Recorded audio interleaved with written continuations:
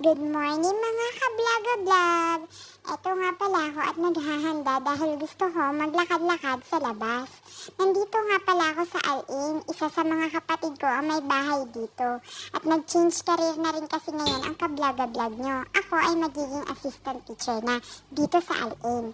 Dati ako nagtatrabaho sa Dubai. Naghahanap ako ng iba pang sanang sapatos kaso naisip ko okay na yung una kong nasukat.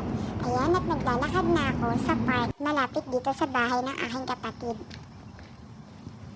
Meron nga pala ako dyan nakita na magandang spot kung saan pwede ako mag-exercise.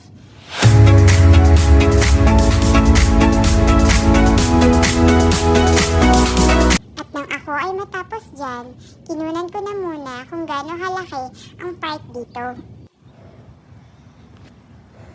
Medyo mainit na ng mga panahong yan. Kasi naman,